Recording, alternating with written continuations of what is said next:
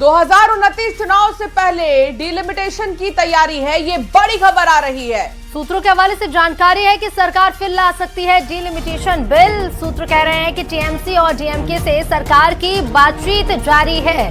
सूत्र ये बता रहे हैं कि सहमति बनते ही बिल ला सकती है सरकार। बड़ी खबर सूत्रों के हवाले से। डिलिमिटेशन को लेकर कैसा माहौल था संसद के अंदर, ये तो आपने देखा ही जब महिला आरक्षण के साथ इस बिल को पेश किया गया। अब 2029 के चुनाव से पहले डिलिमिटेशन की तैयारी है। अब सूत्र ये बता रहे हैं कि सरकार एक बार फिर से ला सकती है डिलिमिटेशन बिल। टीएमसी और डीएमके से सरकार की बातचीत लगातार जारी है। सूत्र ये भी बता रहे हैं कि सहमति बनते ही बिल ला सकती है सरकार, क्योंकि आंकड़ों का बहुत बड़ा खेला होता है। संसद में आंकड़े चाहिए और इसके लिए डीएमके और टीएमसी से बातचीत का सिलसिला जारी है।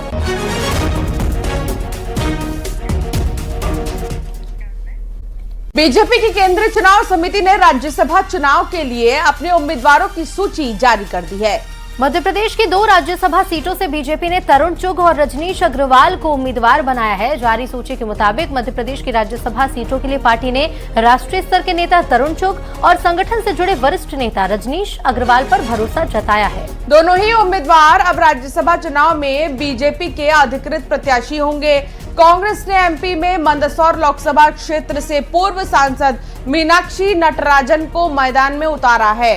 मीनाक्षी को राहुल गांधी का करीबी माना जाता है। राज्यसभा सीट के लिए 18 जून को मतदान होगा, उसी दिन रिजल्ट घोषित होंगे और 8 जून को नामांकन की आखिरी तारीख है। और बीजेपी और कांग्रेस दोनों ने ही मध्य प्रदेश के लिए अपने उम्मीदवार के नाम उजागर कर दिए हैं।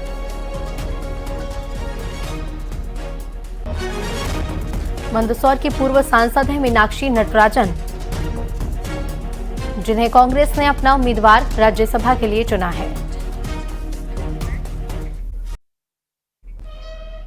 आरएसएस प्रमुख मोहन भागवत का बहुत बड़ा बयान सामने आया है। उन्होंने कहा है कि दुनिया उसी की सुनती है जिसके पास ताकत होती है। उन्होंने कहा कि हम अपने देश को समृद्ध बनाना चाहते हैं, क्योंकि दुनिया उन्हीं की बात सुनती है जिनके पास शक्ति होती है। केवल सच होना ही काफी नहीं है, सम्मान केवल शक्ति से ही मिलता है। दुनिया ऐसी है कि शक्तिशाली लोग अपनी मर्जी से काम करते हैं। दुनिया सुनती तो उन्हीं का है जिनके पास शक्ति है, जानती सब है, यही रास्ता है। भारत ये बोल रहा है, भारत की बात सही है, लेकिन सही है इसलिए बात नहीं मानी जाती।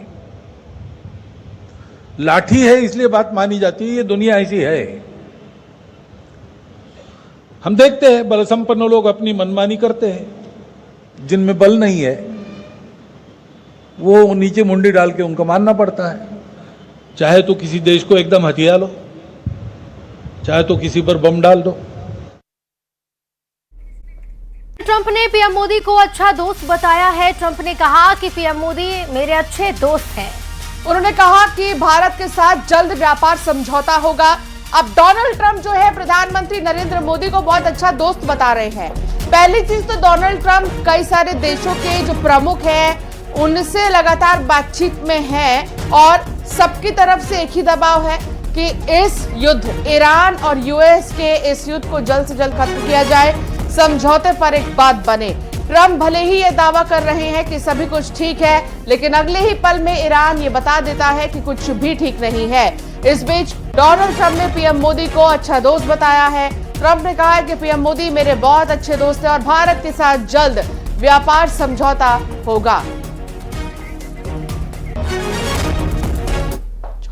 India for years took advantage of this country. They charged us tremendous tariffs, and they paid nothing.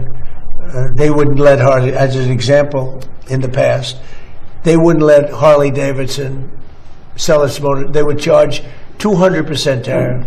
So Harley Davidson was precluded. They ended up going to India and building their own plants, which is unfortunate that that happened, but it happens. It was before me. But they charged tremendous amounts of tariffs to our company, and we didn't charge them anything. You know, they sold motorbikes here too. You know what we charged them? Nothing. And now it's the exact reverse. And we're making a lot of money with India. but we'll get to a deal because I like your prime minister a lot. He's a good friend of mine. Get along great, and we're going to make a deal. We have a very good relationship. रूस के राष्ट्रपति Putin ने बड़ा बयान दिया है। राष्ट्रपति Putin ने भारत और पीएम मोदी की तारीफ की है। पीएम मोदी के नेतृत्व में भारत की तरक्की जारी है। भारत पर दबाव बनाना ट्रंप के लिए नुकसानदेह हो सकता है। भारत रूस का प्रमुख भरोसेमंद व्यापारिक साझेदार है। भारत दुनिया की सबसे बड़ी इकोनॉमी में से एक है। तो राष्ट्रपति पुतिन, जो कि रूस के राष्ट्रपति है, उन्होंने तारीफ की है, बड़ा बयान दिया है उन्होंने। पुतिन ने भारत और प्रधानमंत्री नरेंद्र मोदी की तारीफ की है। आपको याद होगा जब रूसी राष्ट्रपति पुतिन जो हैं वो प्रधानमंत्री के साथ एक ही गाड़ी में बैठकर जब रवाना हुए थे सम्मेलन के बाद, तो ये काफी चर्चा का विषय बन गया था कि आखिर क्या बातचीत हुई होगी पीएम मोदी और पुतिन के बीच में। और अब ये कुछ बड़े बयान हम आपको बता रहे हैं जो पुतिन की तरफ से दिए गए हैं प्रधानमंत्री नरेंद्र मोदी को लेकर। We all know very well, all those gathered here must know that India is one of the leading economies of the world that shows the highest rates of economic growth. And this is not something that comes out of the blue. This is a result of hard work that the government has been doing under the leadership of the Prime Minister Modi.